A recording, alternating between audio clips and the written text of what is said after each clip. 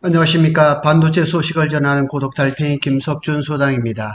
삼성전자가 최근 몇 년 동안 의미 있는 M&A를 하겠다고 그냥 공언을 했었습니다. 그래서 많은 사람들이 삼성전자가 당연히 반도체 회사니까 반도체 관련 M&A가 있을 거라고 예상을 했는데, 최근에 보면 어제하고 며칠 전에 하고 두 건의 M&A가 있었는데, 하만의 그 자회사를 통해 가지고 럭셔리 오디오 그 회사를 또 M&A 하더니만, 어제는 또 냉난방 공조 회사를 또 M&A를 했습니다. 20억 달러, 15억 유로, 뭐 2조 4천억이 되는 그 M&A를 했는데 좀 생뚱맞다는 생각이 들기도 합니다. 근데 삼성전자가 냉난방 공조 쪽에 이렇게 진입하는 거는 또 의미 있는 그런 일입니다. 그래서 그거를 오늘 한번 좀 살펴보도록 하겠습니다. 삼성전자가 2조 4천억을 들여서 플렉트 그룹을 인수를 했습니다.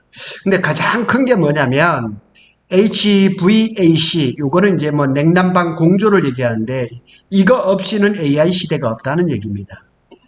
어쨌거나 삼성 최고 경영진들이 기회 있을 때마다 의미 있는 M&A를 하겠다, 뭐 3년 안에 하겠다, 뭐 이런 얘기를 수도 없이 말을 했는데, 완전히 그 우리의 예상을 벗어나서 독일의 이제 플렉트 그룹이라는 좀 그 역사도 있고 좀 그 의미 있는 회사인데 20억 달러에 인수를 했습니다. 그래서 그 시장의 반응은 어떻게 나오냐면 여러 가지 반응이 있는데, M&A 성과 없는 경영진의 조바심에 발로라, 이렇게 그 좀 조롱에 섞인 그런 그 반응도 나오고 있습니다. 근데 우리가 좀 기억하셔야 될 거는, AI 데이터 센터는 전기 먹는 하마입니다. 전기를 무지무지하게 먹거든요. 그래서 미국 같은 경우는 AI 데이터 센터를 원자력 발전소 옆에, 아니면 데이터 센터 옆에 소형 원자로를 이렇게 건설하는 일들이 많습니다. 그러니까 전기 없이는 AI 데이터 센터가 없다는 얘기죠.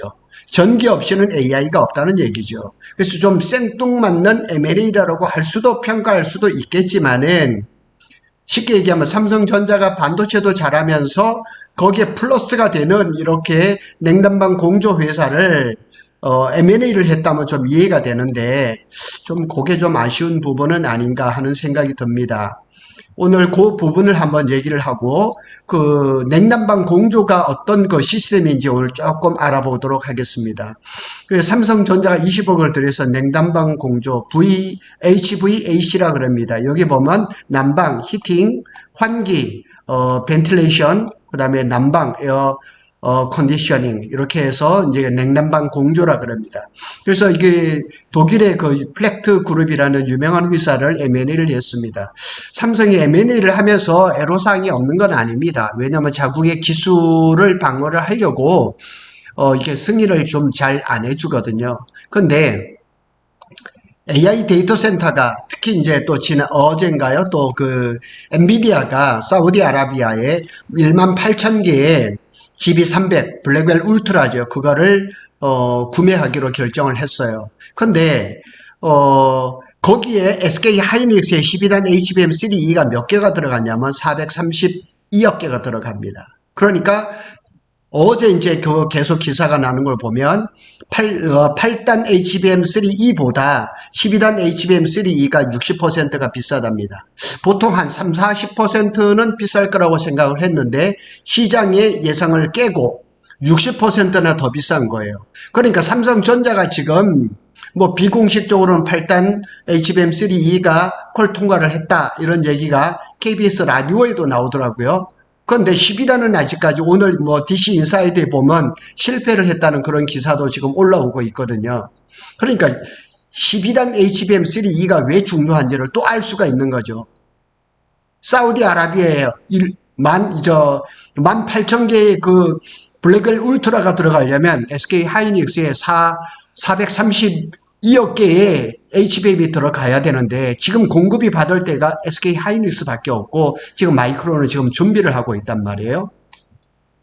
그러다 보니까 이 AI 데이터 센터는 점점 첨단으로 가면서 전력 효율이 굉장히 중요하게 된 거죠. 그리고 냉방기 수요가 덩달아 가는 거죠. 그러니까 AI 데이터 센터에 전기를 100을 먹는다 그러면 60은 그 이제 그 GPU에 들어가는 거고 40%는 보통 냉방기 수요에 들어가는 거죠. 그러니까 이 냉방기 사업이라는 게 냉난방 공조 사업이 굉장히 중요한 것은 사실입니다. 그래서 이 플렉트 그룹이 굉장히 유럽의 최대 HVAC 냉난방 공조 기업으로 평가됩니다.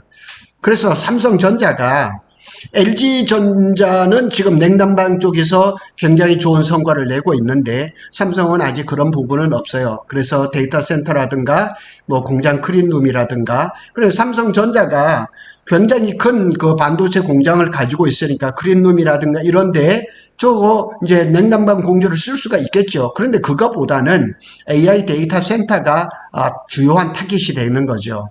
그래서 여기 한번 기사를 한번 보면 잘 나와 있습니다. 여기 보면 삼성전자 2조 4천억의 플렉트 인수를 했는데 HVAC 없이 냉난방 공조 없이는 AI 시대가 없다. 이걸 가지고 제가 얘기를 하는 거죠.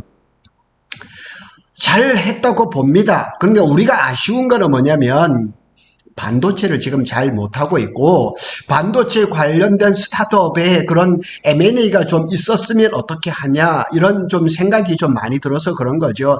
지금 뭐 HBM을 지금 작년부터 아니 그 전부터 지금 뭐 콜통과 통과 맨날 노래를 부르지만은 결국 삼성전자는 양치기 소년밖에 되지가 않았거든요. 그래서 오늘은 간략하게 냉난방 공조를 좀 한번 살펴보도록 하겠습니다. AI 데이터 센터에 그 냉각 시스템은 굉장히 중요합니다. 전기 먹는 하마이기 때문에 여기에서 발생하는 막대한 열을 효과적으로 관리를 해야 됩니다. 그래서 AI 모델은 수많은 GPU하고 TPU를 연결을 하기 때문에 이 냉각 시스템이 너무너무 중요합니다. 제가 이 글을 쓰고 싶어서 사실은 블로그에다가 저장을 해놓고 계속 하다가 삼성이 이 M&A 소식이 들려지자 제가 어제 글을 쓴 겁니다. 그래서 냉각 그 방식의 유형을 보면 우리가 전통적으로 잘 아는 것은 공냉식이죠. 뭐 자동차도 보면 공냉식, 순냉식 막 이런데 대부분 이제 공냉식이죠. 차가운 공기를 이제 서버에게 불어넣어서 열을 식히는 방법이죠. 근데 이 그림에 보면 이게 지금 이게 공냉식입니다. 그래서 이 바람을 지금 이 송풍기로 해서 이렇게 해서 이제 하는 우리 전통적인 방식입니다. 엔진을 식힐 때 이런 시스템이죠. 순행식이 있죠. 물 또는 냉각수를 이용해 가지고 직접 또는 간접적으로 열을 흡수하는 방식도 있죠. 근데 이제 고밀도 대응에 효과적이고 에너지 효율이 높다 이렇게 장점을 얘기를 합니다. 그런데 초기 투자 비용이 높고 관리가 복잡할 수가 있다는 거예요. 그래서 식혀진 뜨거워진 열기를 이렇게 와가지고 이제 식히는 그런 이제 방식인 거죠. 우리가 너무 뭐 깊은적인 기술적인 것은 뭐 그렇게 의미 없는 거고 자연 냉각이 있는데 이거는 예를 들어서 북극 같은데 아주 추운 지역에 데이터 센터를 했다 그러면 자연히 그냥 그 냉각이 되겠죠. 오늘 제가 여기를 쓰지는 않았지만은 데이터 센터를 바닷속에 집어넣습니다. 바닷속에도 집어넣으면 물이 차가우니까 거기서 자연히 식혀지는. 근데 그것도 대규모로 할 수가 없으니까 그것도 좀 한계가 있어요. 그래서 지금 가장 그 대두가 되는 좋은 방법 중에 하나가 뭐냐면 액침 냉각입니다. 그래서 액침 냉각은 서버, 배터리 등 전자기계를 전련 유체, 액체는 액체인데 전기가 안 통하는 그런 액체예요. 특수물 질이겠죠. 그래서 직접 담가버리는 겁니다. 그래서 열을 식히는 거죠.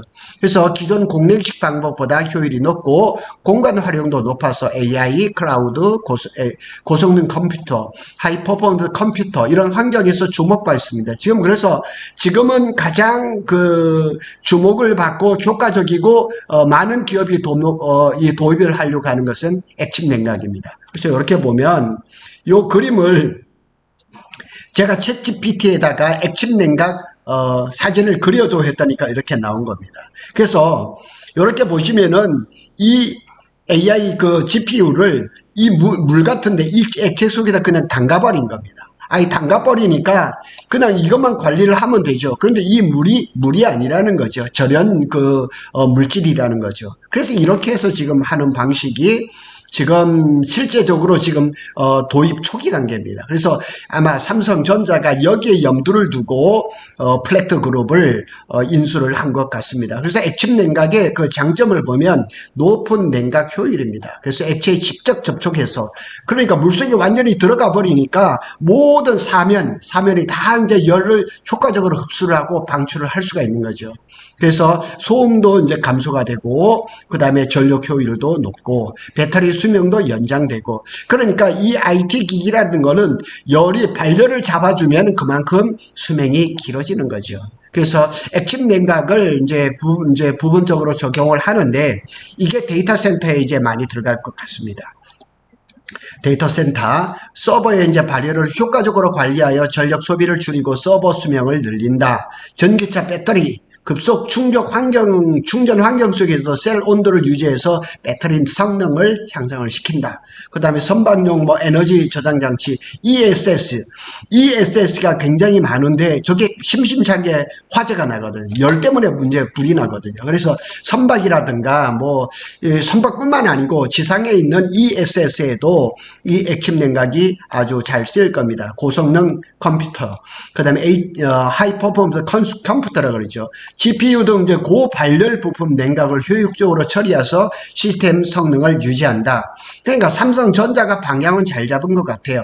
우리가 아쉬운 거는 뭐냐면 반도체도 잘하고 그러니까 HBM도 잘하고 거기에 플러스해서 이렇게 냉난방 공조 시스템을 2조 4천억이니까 삼성전자 입장에서 많은 돈은 아닐 거예요. 그렇게 해주면 더 아쉬울 것이 없는데 하는 느낌이 많이 드는 거예요.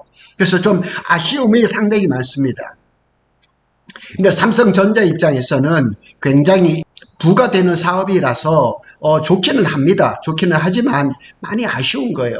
왜냐하면 의미 있는 M&A를 하겠다고 몇 년 전부터 공언을 했는데 겨우 이거라는 거죠. 냉난방 공조라는 거죠. 그래서 좀 아쉬운 겁니다.